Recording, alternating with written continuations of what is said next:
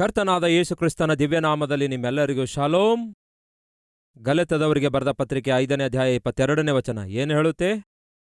ಆದರೆ ಆತ್ಮನ ಫಲಗಳು ಯಾವ್ಯಾವೆಂದರೆ, ದೇವರ ಆತ್ಮನಿಂದುಂಟಾಗುವ ಫಲವೇನೆಂದರೆ ಪ್ರೀತಿ, ಸಂತೋಷ, ಸಮಾಧಾನ, ದೀರ್ಘಶಾಂತಿ, ದಯಾಳುತ್ವ, ಉಪಕಾರ, ನಂಬಿಕೆ, ಸಾತ್ವಿಕತ್ವ, ಶಮೆದಮೆ.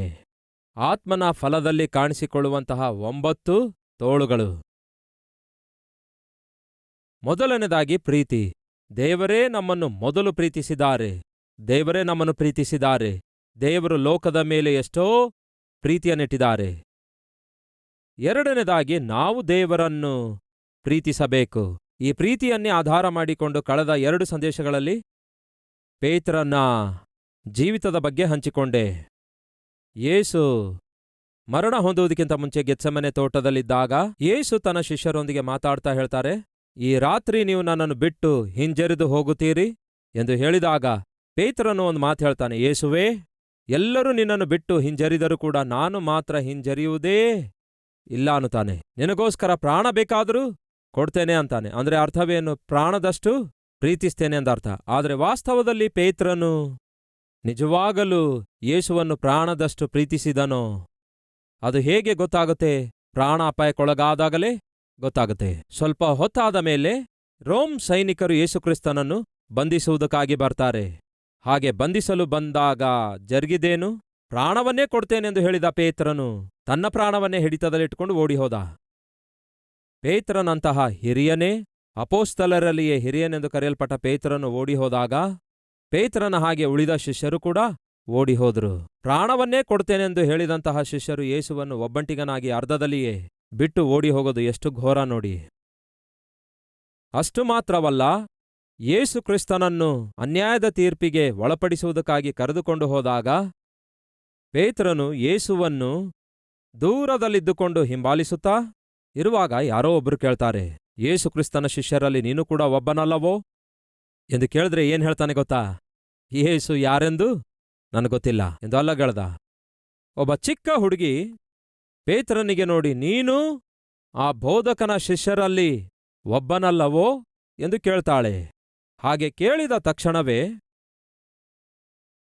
ಆಗ ಪೇತ್ರನು ಆ ಚಿಕ್ಕ ಹುಡುಗಿಯನ್ನು ನೋಡಿ, ನೀನೇನ್ ಮಾತಾಡ್ತಾ ಇದ್ದೀಯೆಂದು ನನಗೆ ಗೊತ್ತಿಲ್ಲ, ಆ ಯೇಸು ಯಾರೆಂದು ನನಗೇ ಗೊತ್ತಿಲ್ಲ ಅಂದ. ಎಷ್ಟು ಘೋರ ನೋಡಿ. 3 ಸಾರಿ ಯೇಸು ಯಾರು ನನಗೆ ಗೊತ್ತಿಲ್ಲ ಎಂದು ಅಲ್ಲಗೆಳೆದ. ಪ್ರಾಣವನ್ನೇ ಕೊಡ್ತೇನೆಂದು ಹೇಳಿದ. ಯಾವಾಗ? ಅದೇ ರಾತ್ರಿ. ಆದರೆ ಬೆಳಗ್ಗೆ ಆಗೋಷ್ಟೊತ್ತಿಗೆ ಯೇಸು ಯಾರು ಗೊತ್ತಿಲ್ಲ ಎಂದು ಹೇಳಿಬಿಟ್ಟ. ಇದು ಪೇತ್ರನ ಆತ್ಮಿಕತೆಯಾಗಿದೆ. ನಾವು ಕೂಡ ಪ್ರತಿ ಭಾನುವಾರ ಆರಾಧನೆಯಲ್ಲಿ ದೇವರಿಗೆ ಬಹಳ ವಾಗ್ದಾನಗಳನ್ನು ಮಾಡ್ತೇವೆ.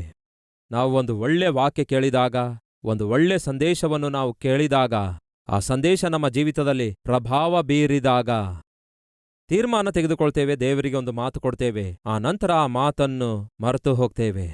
ಆದರೆ ಕೇಳಿ ಕ್ರೈಸ್ತಿಯ ಸಮಾಜವೇ, ನಾವು ಹೌದೆಂದರೆ ಹೌದಾಗಿರ್ಬೇಕು, ಇಲ್ಲ ಅಂದ್ರೆ ಇಲ್ಲ ಅಂತಾಗಿರ್ಬೇಕು. ಅದು ದೇವರು ಕೋರಿಕೊಳ್ಳುವಂತಹ ವ್ಯಕ್ತಿತ್ವ, ಆತ್ಮಿಕತೆಯಾಗಿದೆ ಎಂದು ಮರೆಯಬೇಡಿ ಪ್ರಿಯರೇ.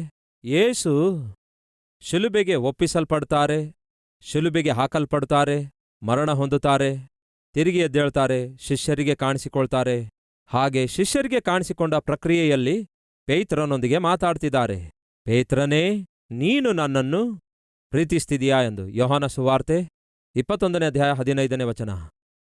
ಅವರು ಊಟ ಮಾಡಿದ ಮೇಲೆ ಯೇಸು ಸೀಮೋನ್ ಪೇತ್ರನನ್ನು ನೋಡಿ, ಯೋಹಾನನ ಮಗನಾದ ಸೀಮೋನನೇ, ನೀನು ಎಲ್ಲರಿಗಿಂತಲೂ ಹೆಚ್ಚಾಗಿ ನನ್ನನ್ನು ಪ್ರೀತಿಸುತ್ತಿದ್ದೀಯಾ? ಹೀಗೆ 1 ಸಾರಿ ಅಲ್ಲ, ಯೇಸು 3 ಸಾರಿ ಕೇಳ್ತಾರೆ, ನೀನು ನನ್ನನ್ನು ಪ್ರೀತಿಸುತ್ತಿದ್ದೀಯಾ? ಹೌದು ಸ್ವಾಮಿ, ನಾನು ನಿನ್ನನ್ನು ಪ್ರೀತಿಸುತ್ತಿದ್ದೇನೆಂದು ನೀನೇ ಬಲ್ಲೆ ಎಂಬುದಾಗಿ ಆತನಿಗೆ ಹೇಳಿದನು. ಆಗ ಯೇಸು ನನ್ನ ಕುರಿಮರಿಗಳನ್ನು ಏನಂತಾರೆ? ಮೇಯಿಸು. ಕಲ್ವರಿ ಟೆಂಪಲ್ ಪ್ರಾರಂಭಿಸುವುದಕ್ಕಿಂತ ಮುಂಚೆ ಸುಮಾರು 1995ರಲ್ಲಿ ನಾನು ಒಂದು ಮರದ ಕೆಳಗೆ ವಾಕ್ಯವನ್ನು ಪ್ರಕಟಿಸುವುದಕ್ಕಾಗಿ ಮೊಳಕಾಲೂರಿ ಪ್ರಾರ್ಥನೆ ಮಾಡುತ್ತಾ ಇದ್ದೆ. ಹಾಗೆ ಪ್ರಾರ್ಥಿಸುವ ಸಮಯದಲ್ಲಿ ದೇವರು ನನ್ನೊಂದಿಗೆ ಮಾತಾಡಿದರು. ಮೊದಲನೇದಾಗಿ ಹೇಳಿದ್ದೇನು ಗೊತ್ತಾ? ನಾನು ಅತ್ಯಂತ ದೊಡ್ಡ ಸಭೆಯನ್ನು ನಿನಗೆ ಕೊಡ್ಲಿಕ್ಕಿದ್ದೇನೆ ಎಂದು ದೇವರು ಹೇಳಿದ್ರು. ಅದು ಈಗ ಹೇಳಿರೋ ಮಾತಲ್ಲ. ಈಗ ಕಲ್ವರಿ ಟೆಂಪಲ್ ಅತ್ಯಂತ ದೊಡ್ಡ ಸಭೆ. ಆದರೆ 95ರಲ್ಲಿಯೇ, ಅಂದರೆ ಸುಮಾರು ಎಷ್ಟು ವರ್ಷಗಳ ಹಿಂದೆ ಹೇಳಿ, 28 ವರ್ಷಗಳ ಹಿಂದೆ ದೇವರು ನನಗೆ ಮಾತಾಡಿ ಅತ್ಯಂತ ದೊಡ್ಡ ಸಭೆ ಕೊಡ್ತೇನೆಂದು ಹೇಳಿದ್ರು. ದೇವರು ವಾಗ್ದಾನ ಮಾಡುವುದಾದರೆ ಖಚಿತವಾಗಿಯೂ ಆ ವಾಗ್ದಾನವನ್ನು ನೆರವೇರಿಸುತ್ತಾರೆ. ದೇವರು ಅತ್ಯಂತ ದೊಡ್ಡ ಸಭೆ ಕೊಡ್ತೇನೆಂದು ಆ ದಿನ ನನ್ನೊಂದಿಗೆ ಮಾತಾಡಿದಾಗ ನನ್ನ ಜೊತೆ ಇರುವ ನನ್ನ ಸಹೋದರ ಸಹೋದರಿಯರಿಗೆ ಆ ವಿಷಯ ನಾನು ಹೇಳಿದೆ. ದೇವರು ನನ್ನೊಂದಿಗೆ ಮಾತಾಡಿದ್ದಾರೆ, ಅತ್ಯಂತ ದೊಡ್ಡ ಸಭೆ ಕೊಡ್ತೇನೆಂದಿದ್ದಾರೆ ಎಂದು ನಾನು ಅವರಿಗೆ ಹಂಚಿಕೊಂಡೆ. ಆ ದಿನ ಅತ್ಯಂತ ದೊಡ್ಡ ಸಭೆ ನಾರಾಯಣಗುಡದಲ್ಲಿರುವ ಬ್ಯಾಪ್ಟಿಸ್ಟ್ ಚರ್ಚ್ ಆಗಿತ್ತು. ಸುಮಾರು 2,000 ಜನ ಸದಸ್ಯರಿದ್ರು. ಅದೇ ಅತ್ಯಂತ ದೊಡ್ಡ ಸಭೆಯಾಗಿತ್ತು. ನಾನು ಅಂದ್ಕೊಂಡಿದ್ದೇನೆಂದರೆ ಬಹುಶಃ ಅತ್ಯಂತ ದೊಡ್ಡ ಸಭೆ ಅಂದರೆ 3,000 ಜನ ಕೊಡ್ತಾರೇನೋ ಎಂಬುದಾಗಿ ನಾನು ಅಂದುಕೊಂಡೆ ಆ ದಿನ. ಆದರೆ ಯಾವತ್ತೂ ಅಂದುಕೊಳ್ಳಲಿಲ್ಲ ಇಷ್ಟೊಂದು ದೊಡ್ಡ ಸಭೆಯನ್ನು ದೇವರು ಕೊಡ್ತಾರೆಂದು. ಅಂದರೆ ನಾವು ಆಶಿಸಿದ್ದಕ್ಕಿಂತಲೂ, ನಾವು ಬೇಡಿಕೊಂಡದ್ದಕ್ಕಿಂತಲೂ, ನಾವು ಊಹಿಸಿದ್ದಕ್ಕಿಂತಲೂ ಅತ್ಯಧಿಕವಾದದ್ದನ್ನು ಮಾಡುವಂತಹ ದೇವರೇ ನಮ್ಮ ಕರ್ತನಾದ ಯೇಸು ಕ್ರಿಸ್ತನಾಗಿದ್ದಾರೆ. ಇದನ್ನು ಮರೆಯಬೇಡಿ ಪ್ರಿಯರೇ. ನೀವು ಯಾವುದನ್ನು ಬೇಡಿಕೊಳ್ತಾ ಇದ್ದೀರೋ, ಯಾವುದನ್ನು ಆಶಿಸುತ್ತಾ ಇದ್ದೀರೋ, ಅದೆಲ್ಲದಕ್ಕಿಂತಲೂ ಅತ್ಯಧಿಕವಾದದ್ದನ್ನು ದೇವರು ಅನುಗ್ರಹಿಸುವುದಕ್ಕಾಗಿ ಆತನು ಸಾಮರ್ಥ್ಯವುಳ್ಳವನಾಗಿದ್ದಾನೆ. ಮೊದಲನೇದಾಗಿ ದೇವರು ನನಗೆ ಹೇಳಿದ್ದೇನೆಂದರೆ ಅತ್ಯಂತ ದೊಡ್ಡ ಸಭೆ ಕೊಡ್ತೇನೆಂದು ಹೇಳಿದ್ರು. ಎರಡನೇದು, ಯಾವ ಜನರನ್ನು ನಾನು ಬಹಳ ಪ್ರೀತಿಸಿದೇನೋ, ಅಂದರೆ ಪ್ರಾಣದಷ್ಟು ಪ್ರೀತಿಸಿದೇನೋ, ಹಾಗೆ ಪ್ರಾಣದಷ್ಟು ಪ್ರೀತಿಸಿದಂತಹ ನನ್ನ ಮಕ್ಕಳನ್ನು ನಾನು ನಿನ್ನ ಬಳಿಗೆ ಕರೆತರ್ತೇನೆ. ಅವರನ್ನು ಕೂಡ ನೀನು ಪ್ರಾಣದಷ್ಟು ಪ್ರೀತಿಸಬೇಕು. ನೀನು ನಿಜವಾಗ್ಲೂ ನನ್ನನ್ನು ಪ್ರೀತಿಸುವುದಾದರೆ ಆ ಪ್ರೀತಿಯನ್ನು ನೀನು ಸಾಬೀತುಪಡಿಸಬೇಕು. ಕೇಳಿದೆ ದೇವರೇ ಹೇಗೆ ಸಾಬೀತುಪಡಿಸಬೇಕೆಂದು. ಆಗ ದೇವರು ನನ್ನೊಂದಿಗೆ ಮಾತಾಡಿದ್ರು. ನೀನು ನಿಜವಾಗ್ಲೂ ನನ್ನನ್ನು ಪ್ರೀತಿಸುವುದಾದರೆ ನಾನು ನಿನ್ನ ಬಳಿಗೆ ಕರೆತರುವ ನನ್ನ ಕುರಿಗಳನ್ನು ಮೇಯಿಸು ಎಂದು ಹೇಳಿದ್ರು. ಏನೆಂದು ಹೇಳಿದ್ರು? ನನ್ನ ಕುರಿಗಳನ್ನು ಮೇಯಿಸು ಅಂದ್ರು. ಆ ದಿನ ದೇವರಿಗೆ ಮಾತು ಕೊಟ್ಟೆ. ಏನೆಂದು ಗೊತ್ತಾ? ದೇವರೇ, 600 ಆಗಲಿ 106 ಆಗಲಿ, ನೀನು ಕರೆತರುವ ನಿನ್ನ ಮಕ್ಕಳನ್ನು ಇಗೋ ಈ ವಾಕ್ಯದಿಂದ ಸಮೃದ್ಧಿಯಾಗಿ ಪೋಷಿಸುತ್ತೇನೆ ದೇವರೇ ಎಂದು ಮಾತು ಕೊಟ್ಟೆ. ಬಹಳ ಸಂದರ್ಭಗಳಲ್ಲಿ ಬಹಳ ಜನರು ನನಗೆ ನೋಡಿ, ಬಹುಶಃ ಅವರಿಗೆ ನನ್ನ ಮೇಲಿರುವಂತಹ ಒಂದು ಅಭಿಮಾನ ಆಗಿರಬಹುದು, ಇಲ್ಲವೇ ಪ್ರೀತಿಯಾಗಿರಬಹುದು, ಅದರ ನಿಮಿತ್ತ ಈ ಮಾತು ಹೇಳ್ತಾರೆ. ಏನೆಂದು ಗೊತ್ತಾ? ನೀವು ಎಷ್ಟೋ ಕಷ್ಟಪಡ್ತಾ ಇರ್ತೀರಿ, ಎಷ್ಟೋ ಪ್ರಯಾಸ ಪಡ್ತಾ ಇರ್ತೀರಿ, ಇಷ್ಟು ಪ್ರಯಾಸ ಪಡುವ ಸೇವಕರನ್ನು ನಾವು ಎಲ್ಲಿಯೂ ನೋಡಲಿಲ್ಲ ಎಂಬುದಾಗಿ ಹೀಗೆ ಸಾಧಾರಣವಾಗಿ ಹೇಳ್ತಾ ಇರ್ತಾರೆ. ದಯವಿಟ್ಟು ಗಮನಿಸಿ, ನಿಮ್ಮನ್ನು ವಾಕ್ಯದಿಂದ ಪೋಷಿಸುವ ಪ್ರಕ್ರಿಯೆಯಲ್ಲಿ ಯಾವ ಒಂದು ದಿವಸವೂ ನಿರ್ಲಕ್ಷ್ಯ ಮಾಡಲಿಲ್ಲ. ಆರೋಗ್ಯ ಸರಿಯಾಗಿಲ್ಲದಿದ್ರೂ ಕೂಡ ಅಲಕ್ಷ್ಯ ಮಾಡಲಿಲ್ಲ. ಒಮ್ಮೆ ನನಗೆ ಫ್ರ್ಯಾಕ್ಚರ್ ಆಗಿ ಕಾಲೆಲುಬು ಮುರಿದೋಗಿತ್ತು, ಒಂದು ಪ್ರಮಾದಕ್ಕೊಳಗಾಗಿದೆ. ಹಾಗೆ ಫ್ರ್ಯಾಕ್ಚರ್ ಆದಾಗ ಡಾಕ್ಟರ್ ಕೊಟ್ಟ ಸಜೆಷನ್ ಏನೆಂದರೆ 4 ವಾರದಿಂದ 8 ವಾರಗಳವರೆಗೂ ನೀವು ಕದಲುವ ಹಾಗಿಲ್ಲ ಎಂದು ಹೇಳಿದ್ರು. ನೀವು ನಿಮ್ಮ ಪಾದ ನೆಲದ ಮೇಲೆ ಇಡುವ ಹಾಗಿಲ್ಲ ಅಂದ್ರು. ಆ ಸಮಯದಲ್ಲಿ ಬಹಳ ಜನ ಬಹಳ ಪ್ರಶ್ನೆ ಕೇಳಿದ್ರು, ಬಹಳ ಸಲಹೆ ಕೂಡ ಕೊಟ್ಟರು. ಮುಂದಿನ 6 ವೀಕ್ಸ್ ಹೊರಗಡೆಯಿಂದ ಪ್ರೀಚರ್ಸ್ಗಳನ್ನು ಕರೆಯೋಣ ವಾಕ್ಯ ಸಾರುವುದಕ್ಕೋಸ್ಕರ ಎಂದು ಅವರು ಹೇಳಿದ್ರು. ಆದರೆ ನಾನು ತೆಗೆದುಕೊಂಡ ತೀರ್ಮಾನ ಏನೆಂದರೆ 600 ಆಗಲಿ 106 ಆಗಲಿ, ದೇವರು ನನ್ನ ಬಳಿಗೆ ಕಳಿಸಿಕೊಟ್ಟಿರುವಂತಹ ಆತನ ಮಕ್ಕಳನ್ನು ನಾನೇ ವಾಕ್ಯದಿಂದ ಪೋಷಿಸಬೇಕು. ಎಷ್ಟೋ ದೇಶಗಳವರು ನನಗೆ ಕರೆಯುತ್ತಾ ಇರ್ತಾರೆ, ನಮ್ಮ ದೇಶಕ್ಕೆ ಬನ್ನಿರಿ, ವಾಕ್ಯವನ್ನು ಸಾರಿರಿ, ನಮ್ಮ ದೇಶಕ್ಕೆ ಬಂದು ವಾಕ್ಯ ಸಾರಿರಿ ಎಂದು. 2007 ಕಲ್ವರಿ ಟೆಂಪಲ್ ಸ್ಟಾರ್ಟ್ ಆದ 2 ಇಯರ್ಸ್ ನಂತರ ವಿದೇಶಗಳಿಗೆ ಹೋಗೋದನ್ನು ಬಿಟ್ಟೆ. 2007ನಿಂದ 2017ವರೆಗೂ ಅಂದರೆ ಹೆಚ್ಚು ಕಡಿಮೆ 10 ಇಯರ್ಸ್ ಯಾವ ಒಂದು ದೇಶಕ್ಕೂ ಹೋಗಲಿಲ್ಲ, ಎಲ್ಲಿಗೂ ಹೋಗಲಿಲ್ಲ. ವಿದೇಶಗಳಿಂದ ಅಂದರೆ ಅಮೆರಿಕ ದೇಶದಿಂದ, ಗಲ್ಫ್ ಕಂಟ್ರೀಸ್ಗಳಿಂದ, ಆಸ್ಟ್ರೇಲಿಯಾ ದೇಶದಿಂದ, ಇತರ ದೇಶಗಳಿಂದ ನನಗೆ ಬಾ ಎಂದು ಕರೆದಾಗ ನಾನು ಬರ್ಲಿಕ್ಕಾಗಲ್ಲ ಅಂದಾಗ ಅವರು ನನಗೆ ಹೇಳ್ತಾ ಇದ್ರು, ಇಗೋ ಅಷ್ಟು ದೊಡ್ಡ ಸೇವಕರು ಬಂದಿದ್ದಾರೆ, ಇಷ್ಟು ದೊಡ್ಡ ಸೇವಕರು ಬಂದಿದ್ದಾರೆ, ಇವರು ಬಂದಿದ್ದಾರೆ, ನೀವು ಬರಲ್ಲ ಅಂತೀರಲ್ಲವೇ? ನಾನು ಅಷ್ಟು ದೊಡ್ಡ ಸೇವಕನಲ್ಲದೇ ಇರುವುದರಿಂದ ನಾನು ಬರಲ್ಲ ಎಂದು ಹೇಳ್ತಿದ್ದೆ. ಅಮೆರಿಕ ದೇಶದಲ್ಲಿ ವಾಕ್ಯ ಸಾರುವುದಕ್ಕಿಂತ, ಆಫ್ರಿಕಾದಲ್ಲಿ ವಾಕ್ಯ ಸಾರುವುದಕ್ಕಿಂತ, ಆಸ್ಟ್ರೇಲಿಯಾದಲ್ಲಿ ವಾಕ್ಯ ಸಾರುವುದಕ್ಕಿಂತ, ಅನೇಕ ಇತರ ದೇಶಗಳಲ್ಲಿ ವಾಕ್ಯ ಸಾರುವುದಕ್ಕಿಂತ ನಿಮ್ಮೆಲ್ಲರ ಮುಂದೆಯೇ ವಾಕ್ಯ ಸಾರುವಂಥದ್ದೇ ಅದು ಆತ್ಮೀಕ ತಂದೆಯಾದ ನನಗೆ ಆನಂದ ಕೊಡುತ್ತೆ. ಅದಕ್ಕಾಗಿಯೇ ನಾನು ಯಾವತ್ತೂ ಕೂಡ ನಿಮ್ಮನ್ನು ಬಿಟ್ಟು ಹೋಗುವ ಪ್ರಯತ್ನ ಮಾಡಲಿಲ್ಲ. ಅದಕ್ಕಾಗಿಯೇ ಹೇಳ್ತಿದ್ದೇನೆ ಕೇಳಿ. ದೇವರನ್ನು ನಾವು ಪ್ರೀತಿಸ್ತಾ ಇದ್ದೇವಾ? ಯಸ್ ಅನ್ನುವುದಾದರೆ ಆತನ ವಾಕ್ಯವನ್ನು ಕ್ರಿಯೆಯಲ್ಲಿಡಬೇಕು. ಹೇಗೆಂದು ಹೇಳ್ತೇನೆ ಕೇಳಿ. ಒಬ್ಬ ಸಭಾಪಾಲಕನಾಗಿ ನನ್ನ ಜವಾಬ್ದಾರಿಕೆ ಏನೆಂದರೆ ನಿಮ್ಮನ್ನು ಪ್ರಾಣದಷ್ಟು ಪ್ರೀತಿಸಬೇಕು, ನಿಮ್ಮೆಲ್ಲರನ್ನು ವಾಕ್ಯದಿಂದ ಪೋಷಿಸುವಂಥದ್ದು. ನೀವು ಕಲ್ವರಿ ಟೆಂಪಲ್ಗೆ ಬರುವಾಗ ನೀವು ಗಮನಿಸಿದ್ದೀರಾ? ನೀವು ಪಾರ್ಕಿಂಗ್ನಲ್ಲಿ ಬೈಕ್ ಪಾರ್ಕ್ ಮಾಡುವಾಗ ಅಲ್ಲಿರುವ ಸಹೋದರರು ನಿಮಗೆ ದಾರಿ ತೋರಿಸ್ತಾರೆ. ದಯವಿಟ್ಟು ಇಲ್ಲಿ ಪಾರ್ಕ್ ಮಾಡನ್ನುತ್ತಾರೆ. ಕಾರಣ ಗೊತ್ತಾ ನಿಮಗೆ? ಅವರಿಗೆ ನೀವಂದ್ರೆ ಗೌರವ. ಅರ್ಥವಾಗ್ತಿದೆಯಾ? ಯಾರು ಪ್ರಿಯರೇ ಚೆನ್ನಾಗಿ ಆಹ್ವಾನಿಸಿ ಇಲ್ಲಿ ಪಾರ್ಕ್ ಮಾಡಿ ಎಂದು ಹೇಳ್ತಾರೆ? ಯಾರನ್ನು ಕರೆಯುತ್ತಾರೆ?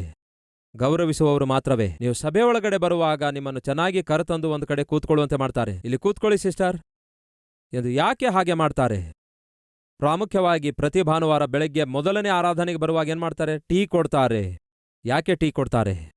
ಒಂದು ವೇಳೆ ನಮ್ಮಲ್ಲಿ ಯಾರಿಗಾದರೂ ಆರೋಗ್ಯ ಸರಿಯಾಗಿಲ್ಲದಿದ್ದರೆ ನೀವು ನಮ್ಮ ಹಾಸ್ಪಿಟಲ್ಗೆ ಹೋಗುವುದಾದರೆ ಉಚಿತವಾಗಿ ಚಿಕಿತ್ಸೆ ಕೊಡ್ತಾರೆ. ಯಾಕೆ ಹಾಗೆ ಮಾಡ್ತಾರೆ ಹೇಳಿ? ನಿಮ್ಮ ಮೇಲೆ ನನಗಿರುವ ಗೌರವವಾಗಿದೆ.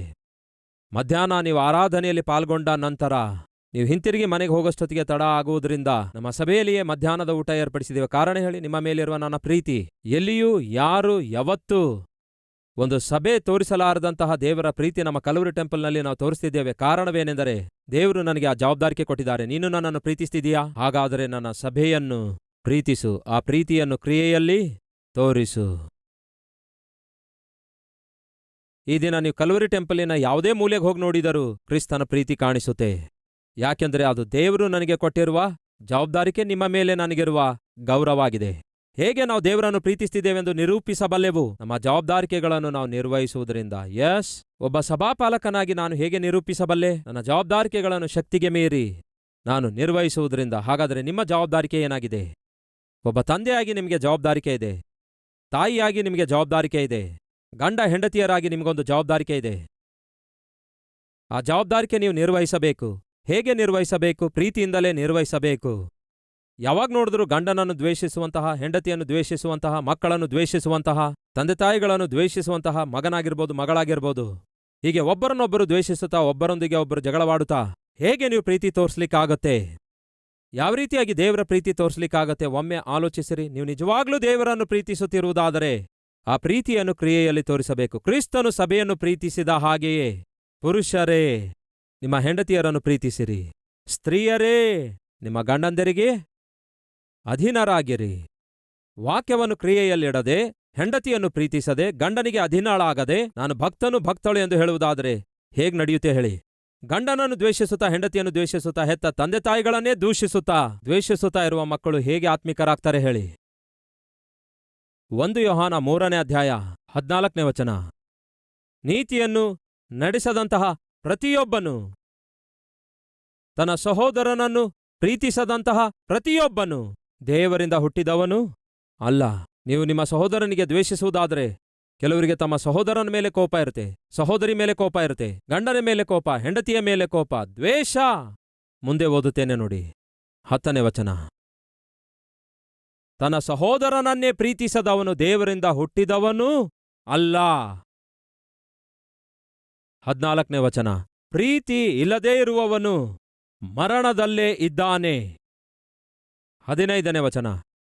ತನ್ನ ಸಹೋದರನನ್ನು ದ್ವೇಷಿಸುವವನು ಏನಂತೆ? ಹಂತಕನು. ಅಂದರೆ ದ್ವೇಷಿಸುವ ಪ್ರತಿಯೊಬ್ಬನು ಕೊಲೆಗಾರನಾಗಿದ್ದಾನೆ ಎಂದರ್ಥ. ನೀವು ಗಂಡನಿಗೆ ಹೆಂಡತಿಗೆ ದ್ವೇಷಿಸುತ್ತಾ ಇರುವುದಾದರೆ, ಅಣ್ಣನಿಗೆ ಅಕ್ಕಳಿಗೆ ದ್ವೇಷಿಸುತ್ತಿರುವುದಾದರೆ, ಬೇರೆ ಯಾರನ್ನೇ ದ್ವೇಷಿಸುವುದಾದರೆ ನೀವೊಬ್ಬ ಕೊಲೆಗಾರನಾಗಿದ್ದೀರಿ. ಯಾವ ಕೊಲೆಗಾರನಲ್ಲಿ ಜೀವ ಇರುವುದೇ ಇಲ್ಲ. ಮುಂದೆ ನೋಡಿ, ಇದೇ 1 ಯೋಹಾನ 4ನೇ ಅಧ್ಯಾಯ 11ನೇ ವಚನ. ಪ್ರಿಯರೇ, ದೇವರು ನಮ್ಮನ್ನು ಹೀಗೆ ಪ್ರೀತಿಸಿದ ಮೇಲೆ ನಾವು ಒಬ್ಬರನ್ನೊಬ್ಬರು ಪ್ರೀತಿಸುವ ಹಂಗಿನಲ್ಲಿ ಇದ್ದೇವೆ. ಒಬ್ಬರನ್ನೊಬ್ಬರು ಪ್ರೀತಿಸಿರಿ. ಸಹೋದರ ಕೇಳ್ತಿದ್ದೇನೆ, ನಿಮ್ಮ ಹೆಂಡತಿಗೆ ಪ್ರೀತಿ ಮಾಡ್ತಾ ಇದ್ದೀರಾ? ಸಹೋದರಿ ಕೇಳ್ತಿದ್ದೇನೆ, ನಿಮ್ಮ ಗಂಡನಿಗೆ ಪ್ರೀತಿಸ್ತಾ ಇದ್ದೀರಾ? ತಂದೆ ತಾಯಿಗಳೇ ಕೇಳ್ತಿದ್ದೇನೆ, ನಿಮ್ಮ ಮಕ್ಕಳಿಗೆ ಪ್ರೀತಿಸ್ತಾ ಇದ್ದೀರಾ? ಮಕ್ಕಳೇ ತಂದೆ ತಾಯಿಗಳಿಗೆ ಪ್ರೀತಿಸ್ತಾ ಇದ್ದೀರಾ? ಬೇಸರಗೊಳಿಸ್ತಾ ಇದ್ದೀರಾ? ಮತ್ತೊಮ್ಮೆ ಜ್ಞಾಪಕಗೊಳಿಸ್ತೇನೆ, ಅನೇಕ ಸಂದರ್ಭಗಳಲ್ಲಿ ನನ್ನ ಮಕ್ಕಳು ನನಗೆ ಪ್ರಶ್ನಿಸಿದ್ದಾರೆ.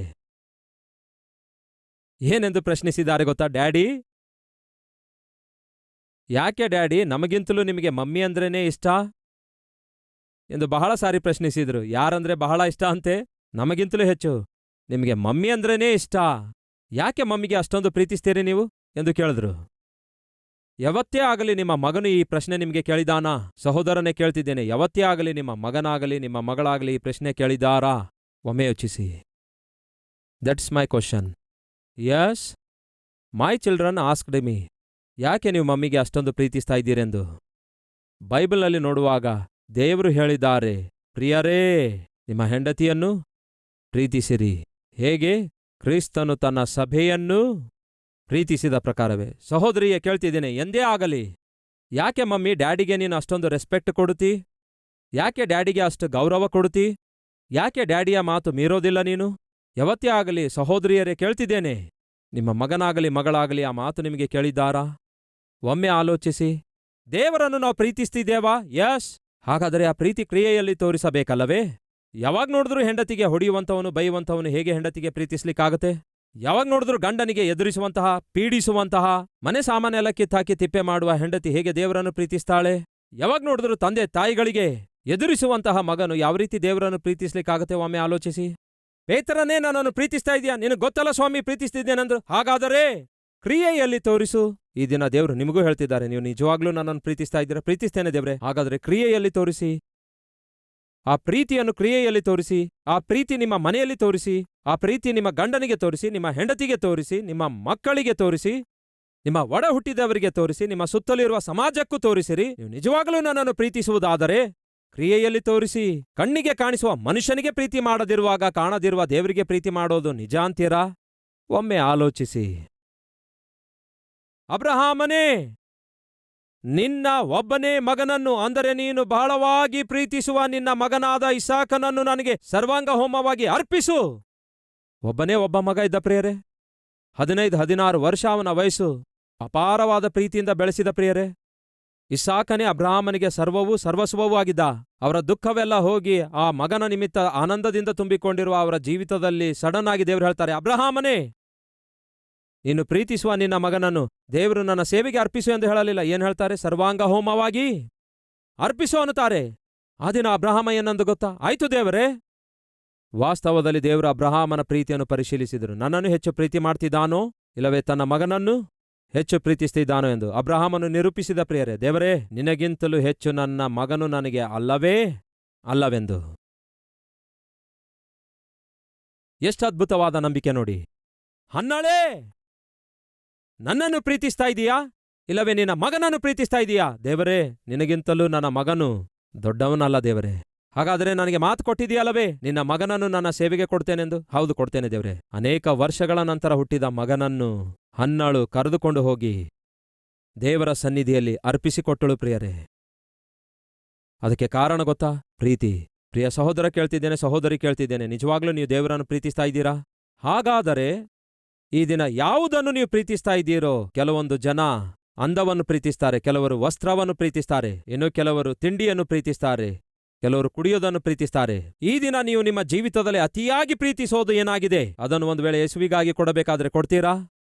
ಆಲೋಚಿಸಿ. ದೇವ್ರೆ, ಏನ್ ಬೇಕಾದರೂ ಕೇಳು ದೇವ್ರೆ, ಇದು ಮಾತ್ರ ಕೇಳಬೇಡ. ಯಾಕೆಂದರೆ ಇದಿಲ್ಲದಿದ್ದರೆ ನಾನು ಇರಲಾರೆನು. ಅಷ್ಟಕ್ಕೂ ಅದು ಏನು? ಏನಾಗಿದೆ ಅದು ಇಲ್ಲದೆ ನೀವು ಜೀವಿಸಲಾರದಂಥದ್ದು? ಒಮ್ಮೆ ಆಲೋಚಿಸಿ. ಏನ್ ಬೇಕಾದರೂ ಬಿಡ್ತೇನೆ ದೇವ್ರೆ, ಆದರೆ ಇದನ್ನು ಮಾತ್ರ ಬಿಡ್ಲಿಕ್ಕಾಗಲ್ಲ ಅನ್ನುವಂಥದ್ದೇನಾಗಿದೆ? ಪ್ರಿಯ ಸಹೋದರ ಸಹೋದರಿಯರೇ, ಯಾವುದನ್ನು ನೀವು ದೇವರಿಗಿಂತಲೂ ಹೆಚ್ಚಾಗಿ ಪ್ರೀತಿಸ್ತಾ ಇದ್ದೀರಿ? ಪೇತ್ರನೇ, ನೀನು ನಿಜವಾಗ್ಲೂ ನನ್ನನ್ನು ಪ್ರೀತಿಸ್ತಿದೀಯಾ? ಪ್ರೀತಿಸ್ತಿದ್ದೇನೆ ದೇವರೇ ಅಂದಾಗ, ಹಾಗಾದರೆ ನನ್ನ ಮಂದೆಯನ್ನು ಮೇಯಿಸು, ನನ್ನ ಸಭೆಯನ್ನು ಕಾಯಿ. ಆ ನಂತರ ಏನಾಯ್ತು ಗೊತ್ತಾ? ಪೇತ್ರನು ದೇವರು ಅವನಿಗೆ ಕೊಟ್ಟಿರುವ ಜವಾಬ್ದಾರಿಕೆಯನ್ನು ಸ್ವೀಕರಿಸಿ ಸಭೆಯನ್ನು ಕಾಯುವುದಕ್ಕಾಗಿ, ಸುವಾರ್ತೆಯನ್ನು ಪ್ರಕಟಿಸುವುದಕ್ಕಾಗಿ ತನ್ನ ಪ್ರಾಣವನ್ನೇ ಧಾರೆ ಎರೆದ. ಪೇತ್ರನು ತನ್ನ ಪ್ರಾಣವನ್ನೇ ದೇವರು ಅವನಿಗೆ ಕೊಟ್ಟಿರುವಂತಹ ಕರೆಗೋಸ್ಕರ ಒಪ್ಪಿಸಿಕೊಟ್ಟ. ಪೇತ್ರನನ್ನು ಕೊಂದಾಕಿದರು ಪ್ರಿಯರೇ. ಪೇತ್ರನು ಶಿಲುಬೆಯ ಕುರಿತಾದ ಸುವಾರ್ತೆ ಸಾರಿದ ಪುಣ್ಯಕ್ಕಾಗಿ ಅವನನ್ನು ಕೊಂದಾಕ್ತಾರೆ ಪ್ರಿಯರೇ. ಶಿಲುಬೆಗೆ ನೇತಾಕುತ್ತಾರೆ. ಶಿಲುಬೆಗೆ ಹಾಕಿದರೂ ಕೂಡ ಸುವಾರ್ತೆಯನ್ನು ಪ್ರಕಟಿಸುತ್ತಲೇ ಇದ್ದ. ಸುವಾರ್ತೆಯನ್ನು ಪ್ರಕಟಿಸುತ್ತಲೇ ತನ್ನ ಪ್ರಾಣವನ್ನು ಕೊಟ್ಟ ಪ್ರಿಯರೇ. ಕಾರಣ ಗೊತ್ತಾ? ತನ್ನ ಪ್ರಾಣಕ್ಕಿಂತಲೂ ಹೆಚ್ಚಾಗಿ ದೇವರನ್ನೇ ಪೇತ್ರನು ಪ್ರೀತಿಸಿದ. ಹಾಗಾದರೆ ನಮ್ಮ ಸಂಗತಿ ಏನು? ನಿಜವಾಗ್ಲೂ ನಾವು ದೇವರನ್ನು ಪ್ರೀತಿಸ್ತಾ ಇದ್ದೇವಾ? ಹಾಗಾದರೆ ಏನ್ ಮಾಡಬೇಕು? ದೇವರನ್ನು ನಿಜವಾಗ್ಲೂ ಪ್ರೀತಿಸುವುದಾದರೆ ಆ ಪ್ರೀತಿ ಕ್ರಿಯೆಯಲ್ಲಿ ತೋರಿಸಬೇಕು. ದೇವರನ್ನು ನಿಜವಾಗ್ಲೂ ಪ್ರೀತಿಸುವುದಾದರೆ ಯಾವುದನ್ನು ನಾವು ಹೆಚ್ಚು ಪ್ರೀತಿಸ್ತಾ ಇದ್ದೇವೋ ಅದನ್ನು ಸಾಧ್ಯವಾದರೆ ಬಿಟ್ಟು ಬಿಡಬೇಕು, ಕೊಟ್ಟು ಬಿಡಬೇಕು. ಒಮ್ಮೆ ತಂದೆ ಮಗನು ಇಬ್ಬರೂ ಸೇರಿ ಶಾಪಿಂಗ್ ಮಾಲ್ಗೆ ಹೋಗ್ತಾರೆ. ಆ ಚಿಕ್ಕ ಹುಡುಗಿ ಒಂದು ಗೊಂಬೆಯ ಕೊರಳಿಗಿರುವಂತಹ ಮುತ್ತಿನ ಹಾರವನ್ನು ನೋಡ್ತಾಳೆ. ಡ್ಯಾಡಿ ಬಳಿಗೆ ಹೋಗಿ, ಡ್ಯಾಡಿ ಡ್ಯಾಡಿ, ನನಗೆ ಆ ಮುತ್ತಿನ ಹಾರ ಬಹಳ ಇಷ್ಟ ಆಗಿದೆ, ಅದು ನನಗೆ ಬೇಕು ಡ್ಯಾಡಿ ಎಂದು ಕೇಳಿದ್ರೆ ಒಳಗಡೆ ಹೋದ. ಈ ಮುತ್ತಿನ ಹಾರದ ಬೆಲೆ ಎಷ್ಟು ಎಂದು ಕೇಳ್ದ. ಅದು ಒರಿಜಿನಲ್ ಅಲ್ಲ, ಪ್ಲಾಸ್ಟಿಕ್ ಆಗಿತ್ತು. ಮಗಳೇ, ಅದು ಪ್ಲಾಸ್ಟಿಕ್ ಮುತ್ತಂತೆ, ಒರಿಜಿನಲ್ ಅಲ್ಲ, ಆದಾಗ್ಯೂ ನನಗೆ ಬೇಕು ಡ್ಯಾಡಿ ಅಂದಳು. ಆಯ್ತು ಮಗಳೇ. ಆ ಮುತ್ತಿನ ಹಾರ ಎಷ್ಟು? 50 ರೂಪಾಯಿ ಅಂದ. 50 ರೂಪಾಯಿ ಅಷ್ಟೇನಾ? ಮತ್ತೆ ಯೋಚಿಸಿ ಮಗಳೇ, ಅದು ಪ್ಲಾಸ್ಟಿಕ್ದಂತೆ. ಪರವಾಗಿಲ್ಲ ಡ್ಯಾಡಿ, ನನಗೆ ಬಹಳ ಇಷ್ಟ ಅಂದಾಗ ಆ ತಂದೆ ಕೊಡಿಸ್ತಾನೆ. ಆ ಮುತ್ತಿನ ಹಾರ ನೋಡಿ ಆ ಮಗಳು ಎಷ್ಟೋ ಸಂತೋಷ ಪಡ್ತಾ ಇದ್ದಳು, ಎಷ್ಟೋ ಸಂತೋಷ ಪಡ್ತಾ ಇದ್ದಳು. ಬೆಳಿಗ್ಗೆ ಎದ್ದ ತಕ್ಷಣವೇ ಮುತ್ತಿನ ಹಾರ ನೋಡ್ತಾ ಇದ್ದಳು. ತನ್ನ ಕೊರಳಿಗಿರುವ ಮುತ್ತಿನ ಹಾರ ನೋಡ್ತಿದ್ದಳು. ಕನ್ನಡಿಯಲ್ಲಿ ನೋಡ್ಕೊಳ್ತಾ ಇದ್ದಳು. ಸ್ಕೂಲ್ಗೆ ಹೋಗುವ ಮುಂಚೆ ನೋಡ್ತಿದ್ದಳು. ಎಲ್ಲರಿಗೂ ತೋರಿಸ್ತಾ ಇದ್ದಳು. ಒಂದು ದಿನ ಅವಳ ತಂದೆ ಬಂದು, ಮಗಳೇ, ನೀನು ನನಗೆ ಪ್ರೀತಿಸ್ತಾ ಇದೀಯಾ? ಅದೇನು ಕೇಳ್ತೀರಿ ಡ್ಯಾಡಿ, ನೀವಂದ್ರೆ ನನಗೆ ಬಹಳ ಇಷ್ಟ. ಆಯ್ತು ಸರಿ, ಹಾಗಾದ್ರೆ ಮುತ್ತಿನ ಹಾರ ನನಗೆ ಕೊಡ್ತೀಯಾ ಅಂದಾಗ, ಈ ಮುತ್ತಿನ ಹಾರ ಬೇಡ ಡ್ಯಾಡಿ, ಅದು ಕೇಳಬೇಡ ಡ್ಯಾಡಿ, ನೀನು ನಿಜವಾಗ್ಲೂ ನನಗೆ ಪ್ರೀತಿಸುವುದಾದ್ರೆ ಆ ಮುತ್ತಿನ ಹಾರ ಕೊಡು ಅಂದಾಗ, ಬೇಡ ಡ್ಯಾಡಿ, ಪ್ಲೀಸ್ ಡ್ಯಾಡಿ, ಅದೊಂದು ಕೇಳಬೇಡ ಡ್ಯಾಡಿ. ಆಯ್ತು ಸರಿ ಅಂದ. 1 ವೀಕ್ ಆದ ನಂತರ ಮತ್ತೆ ತಂದೆ ಬಂದು, ಏನ್ ಮಗಳೇ, ನನಗೆ ನಿಜವಾಗ್ಲೂ ನೀನು ಪ್ರೀತಿಸ್ತಾ ಇದೀಯಾ? ನೀವು ನನ್ನ ಪ್ರಾಣ ಡ್ಯಾಡಿ ಅಂದಳು. ಹಾಗಾದ್ರೆ ಮುತ್ತಿನ ಹಾರ ನನಗೆ ಕೊಡ್ತೀಯಾ? ಡ್ಯಾಡಿ ಪ್ಲೀಸ್ ಡ್ಯಾಡಿ, ಅದೊಂದು ಮಾತ್ರ ಕೇಳಬೇಡಿ ಡ್ಯಾಡಿ. 1 ಮಂತ್ ಆಯ್ತು. ಮತ್ತೆ ಆ ತಂದೆ ಕೇಳ್ದ, ಮಗಳೇ, ನಾನಂದ್ರೆ ನಿನಗಿಷ್ಟವು? ಬಹಳ ಇಷ್ಟ ಡ್ಯಾಡಿ ಅಂದಳು. ಹಾಗಾದ್ರೆ ಮುತ್ತಿನ ಹಾರ ನನಗೆ ಕೊಡ್ತೀಯಾ? 2 ಮಂತ್ಸ್ ಆದ ನಂತರ ಆ ಮಗಳಿಗೆ ಅರ್ಥ ಆಗತ್ತೆ, ನನ್ನ ಡ್ಯಾಡಿ ನನಗೆಲ್ಲ ಕೊಡಿಸಿದ್ದಾರೆ, ಎಲ್ಲಾ ಮಾಡಿದ್ದಾರೆ. ಹಾಗೆ ಎಲ್ಲ ಕೊಡಿಸಿರುವ ನನ್ನ ಡ್ಯಾಡಿಗೆ ಯಾಕೆ ಈ ಮುತ್ತಿನ ಹಾರ ನಾನು ಕೊಡ್ಲಿಕ್ಕಾಗ್ತಾ ಇಲ್ಲ? ಈ ಮುತ್ತಿನ ಹಾರಕ್ಕಿಂತಲೂ ನನಗೆ ನನ್ನ ಡ್ಯಾಡಿಯೇ ಇಂಪಾರ್ಟೆಂಟ್. ನನ್ನ ಡ್ಯಾಡಿಯೇ ನನಗೆ ಪ್ರಾಣ. ಒಂದು ದಿನ, ಮಗಳೇ, ನಿಜವಾಗ್ಲೂ ನನ್ನನ್ನು ಪ್ರೀತಿಸ್ತಿದ್ಯಾ ಎಂದು ಕೇಳಿದ್ರೆ, ಹೌದು ಡ್ಯಾಡಿ ಅಂದಳು. ಹಾಗಾದರೆ ನಿನ್ನ ಮುತ್ತಿನ ಹಾರ ನಾನು ಕೊಡ್ತೀಯಾ ಅಂದಾಗ, ಕೊಡ್ತೇನೆ ಡ್ಯಾಡಿ ಎಂದು ಹೇಳಿ ತಕ್ಷಣವೇ ತೆಗೆದು ಆ ಮುತ್ತಿನ ಹಾರ ಕೊಟ್ಟಳು. ತಂದೆ ತನ್ನ ಕೈ ಚಾಚುತ್ತಾನೆ, ಆ ಮುತ್ತಿನ ಹಾರ ತೆಗೆದುಕೊಳ್ತಾನೆ. ತನ್ನ ಜೇಬೊಳಗಡೆ ಕೈ ಹಾಕ್ತಾನೆ, ಮತ್ತೊಂದು ಮುತ್ತಿನ ಹಾರ ತೆಗೆಯುತ್ತಾನೆ. ಈಗೋ ತಕೋ ಮಗಳೇ ಅಂದ. ಅದೇನು ಡ್ಯಾಡಿ ಅಂದಾಗ, ಮಗಳೇ, ನೀನು ನನ್ನ ಬಂಗಾರ ತಾಯಿ, ನೀನಂದ್ರೆ ನನಗೆ ಪ್ರಾಣ. ಮುತ್ತಿನ ಹಾರ ಬೇಕೆಂದು ನೀನು ಇಷ್ಟಪಟ್ಟೆ. ತೀರಾ ನೋಡಿದ್ರೆ ಅದು ಪ್ಲಾಸ್ಟಿಕ್ ಮುತ್ತಿನ ಹಾರ. ಆದಾಗ್ಯೂ ನೀನು ಬಹಳ ಇಷ್ಟಪಟ್ಟೆ. ಆ ದಿನ ನೀನು ಅಷ್ಟೊಂದು ಆ ಮುತ್ತಿನ ಹಾರ ಇಷ್ಟಪಡುವಾಗ ನಾನು ಆಕ್ಚುಲ್ ಆಗಿ ನಿಜವಾದ ಮುತ್ತಿನ ಹಾರಕ್ಕಾಗಿ ಆರ್ಡರ್ ಕೊಟ್ಟೆ ಮಗಳೇ. ಮರುದಿವಸವೇ ಅದನ್ನು ತರಿಸಿದೆ. ನಂತರ ನಿನಗೆ ಬಂದು ಕೇಳಿದೆ, ನಿಜವಾಗ್ಲೂ ನನಗೆ ನೀನು ಪ್ರೀತಿಸ್ತಿದೀಯಾ? ಹಾಗಾದರೆ ನಿನ್ನ ಮುತ್ತಿನ ಹಾರ ನನಗೆ ಕೊಡು ಅಂದೆ. ಆದರೆ ನೀನೇನು ಪ್ಲಾಸ್ಟಿಕ್ ಮುತ್ತಿನ ಹಾರವನ್ನೇ ಪ್ರೀತಿಸಿದೆ, ನನಗಿಂತಲೂ ಹೆಚ್ಚಾಗಿ. ಈ ದಿನ ಮುತ್ತಿನ ಹಾರಕ್ಕಿಂತಲೂ ಹೆಚ್ಚಾಗಿ ನನ್ನನ್ನೇ ಪ್ರೀತಿಸಿರುವುದರಿಂದ ಇಗೋ ತಕೋ ಮಗಳೇ, ನಿಜವಾದಂತಹ 5 ಲಕ್ಷ ಬೆಲೆ ಬಾಳುವಂತಹ ಒರಿಜಿನಲ್ ಮುತ್ತಿನ ಹಾರ ಕೊಡ್ತಿದ್ದೇನೆ ಅಂದ. ತಕೋ ಮಗಳೇ ಅಂದ. 5 ಲಕ್ಷ ಬೆಲೆ ಬಾಳುವ ಮುತ್ತಿನ ಹಾರ ಕೊಟ್ಟ. ನಂತರ ಮಗಳು ಕೇಳ್ತಾಳೆ, ಇದನ್ನು ಯಾವಾಗ ಪರ್ಚೇಸ್ ಮಾಡಿದ್ರಿ ಡ್ಯಾಡಿ? 2 ಮಂತ್ಸ್ ಬ್ಯಾಕ್ ಅಂದ. ಮತ್ತೆ ನನಗ್ಯಾಕೆ ಕೊಡ್ಲಿಲ್ಲ? ಅಂದಿನಿಂದ ನಿನ್ನ ಹಿಂದೆ ಬಿದ್ದಿದ್ದೇನೆ ಮಗಳೇ. ಈ ಪ್ಲಾಸ್ಟಿಕ್ ಮುತ್ತಿನ ಹಾರ ಬಿಟ್ಬಿಟ್ರೆ ಕೊಡೋಣ ಅಂದ್ಕೊಂಡೆ. 2 ತಿಂಗಳಿಂದ ನಿನ್ನ ಹಿಂದೆ ಬೀಳ್ತಿದ್ದೇನೆ ಅಂದ. ಸಹೋದರ ಸಹೋದರಿ, ನಿಮಗೊಂದು ವಿಷಯ ಗೊತ್ತಾ? ಅದೇ ರೀತಿ ನೀವು ಹುಟ್ಟಿದಂದಿನಿಂದ ದೇವರು ನಿಮ್ಮ ಹಿಂದೆ ಬಿದ್ದಿದ್ದಾರೆ. ನಿಮ್ಮ ಜೀವಿತ ಅದ್ಭುತವಾದ ಜೀವಿತವನ್ನಾಗಿ ಮಾಡುವುದಕ್ಕೋಸ್ಕರ, ನಿಮಗೊಂದು ಅರ್ಥಗರ್ಭಿತವಾದ ಜೀವಿತ ಕೊಡುವುದಕ್ಕೋಸ್ಕರ, ನಿಮ್ಮನ್ನು ಅನೇಕ ಜನರಿಗೆ ಆಶೀರ್ವಾದವಾಗಿ ಮಾರ್ಪಡಿಸುವುದಕ್ಕೋಸ್ಕರ, ಆದರ್ಶವಾಗಿ ಮಾಡುವುದಕ್ಕೋಸ್ಕರ, ಶ್ರೇಷ್ಠವಾದ ಜೀವಿತ ಕೊಡಬೇಕೆಂದು ದೇವರು ನಿಮ್ಮ ಹಿಂದೆ ಬಿದ್ದಿದ್ದಾರೆ. ಅದ್ಭುತವಾದ ಜೀವಿತ ಕೊಡಬೇಕೆಂದು ದೇವರು ನಿಮ್ಮ ಹಿಂದೆ ಬಿದ್ದಿದ್ದಾರೆ. ಆದರೆ ನೀವೇನೋ ತುಚ್ಛವಾದ, ನೀಚವಾದ, ಭೂಸಂಬಂಧವಾದಂತಹ ಶರೀರ ಇಚ್ಛೆಯಿಂದ ಕೂಡಿದವುಗಳನ್ನೇ ಹಿಡ್ಕೊಂಡು ತಿರುಗಾಡ್ತಾ ಇದ್ದೀರಿ. ಈ ದಿನ ದೇವ್ರು ಕೇಳ್ತಿದ್ದಾರೆ, ನಿಜವಾಗ್ಲೂ ನನ್ನನ್ನು ಪ್ರೀತಿಸ್ತಾ ಇದ್ದೀರಾ? ಹೌದು, ಪ್ರೀತಿಸ್ತಿದ್ದೇವೆ ದೇವ್ರೆ. ಹಾಗಾದ್ರೆ ಆ ಪಾಪ ನನಗೆ ಕೊಡಿರಿ, ಆ ಕೆಟ್ಟ ಚಟ ನನಗೆ ಕೊಡಿರಿ, ಆ ಕೆಟ್ಟ ಸ್ನೇಹವನ್ನು ಬಿಟ್ಟು ಬಿಡಿಯಿರಿ, ನಿಮ್ಮ ಹಳೆಯ ಜೀವಿತ ನನಗೆ ಕೊಡಿರಿ. ನಾನು ನಿಮಗೆ ಒಂದು ನೂತನವಾದ ಜೀವಿತವನ್ನು ಕೊಡ್ತೇನೆ. ಈ ಸಮಯದಲ್ಲಿ ಎಷ್ಟು ಜನ ಸಿದ್ಧವಾಗಿದ್ದೀರಿ? ನಾನು ಕ್ರಿಸ್ತನನ್ನು ಪ್ರೀತಿಸ್ತಿದ್ದೇನೆ, ಆ ಪ್ರೀತಿಯನ್ನು ನಾನು ಕ್ರಿಯೆಯಲ್ಲಿ ತೋರಿಸ್ತೇನೆ ಎನ್ನುವವರು ಹೇಗೆ ತೋರಿಸಬಲ್ಲೆವು? ನನ್ನಲ್ಲಿ ಪ್ರಯೋಜನವಿಲ್ಲದಂತಹ ಎಲ್ಲವನ್ನೂ ಪ್ರಭು ಯೇಸುವಿಗೆ ಕೊಡ್ತೇನೆ. ಪ್ರಭು ಯೇಸುವಿನಲ್ಲಿ ಪ್ರಯೋಜನವಾಗಿರುವ ಪ್ರತಿಯೊಂದನ್ನು ಹೊಂದಿಕೊಳ್ತೇನೆ. ನನ್ನ ಪಾಪಿಷ್ಠ ಜೀವಿತವನ್ನು ಪ್ರಭು ಯೇಸುವಿಗೆ ಕೊಡ್ತೇನೆ, ಪರಿಶುದ್ಧವಾದ ಜೀವಿತವನ್ನು ಪ್ರಭು ಯೇಸುವಿನಿಂದ ಹೊಂದಿಕೊಳ್ತೇನೆ ಎನ್ನುವಂಥವರಿರುವುದಾದರೆ ನಿಮ್ಮ ಹಸ್ತ ಪ್ರಭುವಿಗೆ ತೋರಿಸುವಿರಾ? ಬನ್ನಿ, ಇದ್ದ ಸ್ಥಳದಲ್ಲಿ ಮೊಳಕಾಲೂರಿ ಪ್ರಾರ್ಥಿಸೋಣ.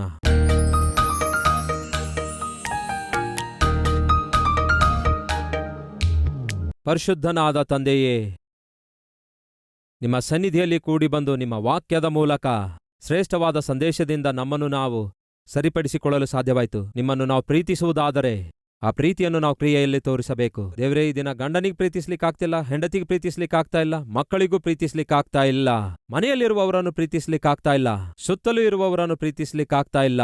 ನಿಮ್ಮ ಪ್ರೀತಿಯೇ ನಮ್ಮ ಮೇಲಿರುವುದಾದರೆ ಅದೇ ಪ್ರೀತಿ ನಮ್ಮೊಳಗಡೆ ಕೂಡ ಇರಬೇಕಲ್ಲವೋ? ಅದೇ ಪ್ರೀತಿಯನ್ನು ನಾವು ತೋರಿಸಬೇಕಲ್ಲವೇ? ಹಾಗಾಗಿ ದೇವರೇ, ಈ ದಿನ ನಮ್ಮಲ್ಲಿ ಪ್ರತಿಯೊಬ್ಬರು ನಿಮ್ಮನ್ನು ಪ್ರೀತಿಸುವುದಾದರೆ ಆ ಪ್ರೀತಿಯನ್ನು ಮೊದಲು ತಮ್ಮ ಮನೆಯಲ್ಲಿ ತೋರಿಸಬೇಕು. ನಿಮ್ಮ ವಾಕ್ಯವನ್ನು ಮೊದಲು ತಮ್ಮ ಮನೆಯಲ್ಲಿ ತೋರಿಸಬೇಕು. ಅಂತಹ ಕೃಪೆಯನ್ನು ದಯಪಾಲಿಸಿರಿ. ನಿಮ್ಮನ್ನು ನಾವು ಪ್ರೀತಿಸುವುದಾದರೆ ನಿಮಗೆ ಇಷ್ಟವಿಲ್ಲದವುಗಳನ್ನು, ನಮ್ಮ ಜೀವಿತಕ್ಕೆ ನಷ್ಟ ಉಂಟು ಮಾಡುವವುಗಳನ್ನು ನಾವು ಬಿಟ್ಟು ಬಿಡಬೇಕು. ಹಾಗೆ ಬಿಟ್ಟು ಬಿಡಲು ನಮಗೆ ಕೃಪೆ ದಯಪಾಲಿಸಿರಿ. ಅಬ್ರಹಾಮನು ಆ ದಿನ ತನ್ನ ಮಗನಿಗಿಂತಲೂ ನಿಮ್ಮನ್ನೇ ಹೆಚ್ಚಾಗಿ ಪ್ರೀತಿಸಿದ. ಹನ್ನಳು ಕೂಡ ತನ್ನ ಮಗನಿಗಿಂತಲೂ ನಿಮ್ಮನ್ನೇ ಹೆಚ್ಚಾಗಿ ಪ್ರೀತಿಸಿದಳು. ಪೇತ್ರನು ತನ್ನ ಪ್ರಾಣಗಿಂತಲೂ ದೇವರೇ ನಿಮ್ಮನ್ನೇ ಹೆಚ್ಚು ಪ್ರೀತಿಸಿದ. ಈ ದಿನ ನಾವೆಲ್ಲರೂ ಕೂಡ ದೇವರೇ ನಮಗಿರುವಂತಹ ಸಮಸ್ತದಕ್ಕಿಂತಲೂ ನಿಮ್ಮನ್ನೇ ಹೆಚ್ಚಾಗಿ ಪ್ರೀತಿಸುವಂತಹ ಅತ್ಯದ್ಭುತವಾದ ಆತ್ಮಿಕತೆಯನ್ನು ದಯಪಾಲಿಸಿರಿ. ಯಾವಾಗ ಆ ಚಿಕ್ಕ ಹುಡುಗಿ ಈ ಮುತ್ತಿನ ಹಾರಕ್ಕಿಂತಲೂ ನನ್ನ ತಂದೆಯ ಪ್ರೀತಿ ದೊಡ್ಡದು ಎಂದು ಗುರುತಿಸಿ ಆ ಪ್ಲಾಸ್ಟಿಕ್ ಮುತ್ತಿನ ಹಾರ ಕೊಟ್ಟಳೋ, ಆಗ ನಿಜವಾದಂತಹ ಆಶೀರ್ವಾದವನ್ನು ಅವಳು ಕಾಣುತ್ತಾಳೆ. ಈ ದಿನ ಯಾರ್ಯಾರು ದೇವರೇ ತುಚ್ಛವಾದ, ನೀಚವಾದ, ಅಲ್ಪಕಾಲ ಪಾಪ ಭೋಗಗಳನ್ನು ಹಿಡಿದುಕೊಂಡು ತಿರುಗಾಡ್ತಿದ್ದಾರೋ, ಅವರು ಅಂತಹ ಜೀವಿತವನ್ನು ನಿಮಗೆ ಅರ್ಪಿಸಿಕೊಡ್ತಿದ್ದಾರೆ. ಅವರ ಜೀವಿತವನ್ನು ನೀವು ಅಂಗೀಕರಿಸಿರಿ. ಈ ದಿನ ಮೊದಲುಗೊಂಡು ದೇವರೇ ಶ್ರೇಷ್ಠವಾದ ಜೀವಿತ ನಾವು ಜೀವಿಸುವ ಹಾಗೆ, ಮೌಲ್ಯಗಳಿಂದ ಕೂಡಿದ ಜೀವಿತ ಜೀವಿಸುವ ಹಾಗೆ ಸಹಾಯ ಮಾಡಿರಿ. ನೀವು ಪ್ರೀತಿ ಸ್ವರೂಪಿಯಾಗಿರೋದ್ರಿಂದ, ಆತ್ಮನ ಫಲ ಪ್ರೀತಿಯಾಗಿರೋದ್ರಿಂದ ಆ ಪ್ರೀತಿ ದೇವರೇ ನಮ್ಮ ಜೀವನದ ಕಣಕಣಗಳಲ್ಲೂ ಕಾಣಿಸಬೇಕು. ನಾವೆಲ್ಲೇ ವಾಸಿಸಿದರು, ಎಲ್ಲೇ ನಿವಾಸಿಸಿದರು ಪ್ರೀತಿಯುಳ್ಳವರಾಗಿ ಜೀವಿಸಬೇಕು. ಅಂತಹ ಕೃಪೆ ದಯಪಾಲಿಸಿರೆಂದು ಯೇಸುವಿನ ನಾಮದಲ್ಲಿ ಬೇಡಿ ಹೊಂದಿದ್ದೇವೆ ತಂದೆಯೇ, ಆಮೇನ್.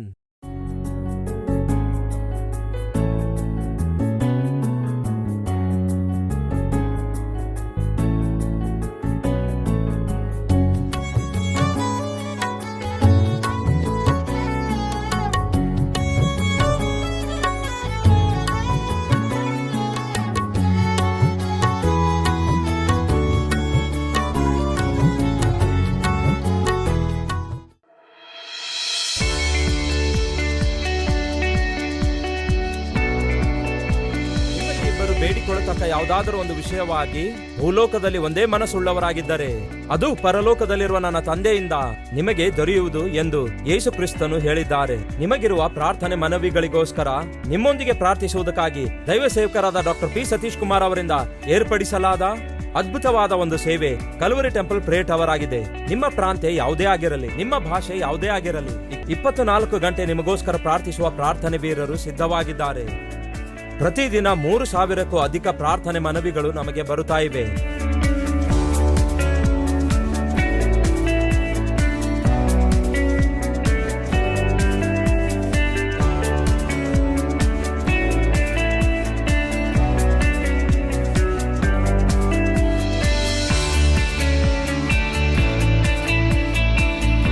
ದೈವ ಸೇವಕರು ಪ್ರಾರ್ಥಿಸುತ್ತಿದ್ದಾರೆ, ಪ್ರಾರ್ಥನೆ ವೀರರು ಪ್ರಾರ್ಥಿಸುತ್ತಿದ್ದಾರೆ, ಸಭೆ ಕೂಡ ಉಪವಾಸವಿದ್ದು ಪ್ರಾರ್ಥಿಸುತ್ತಿದೆ.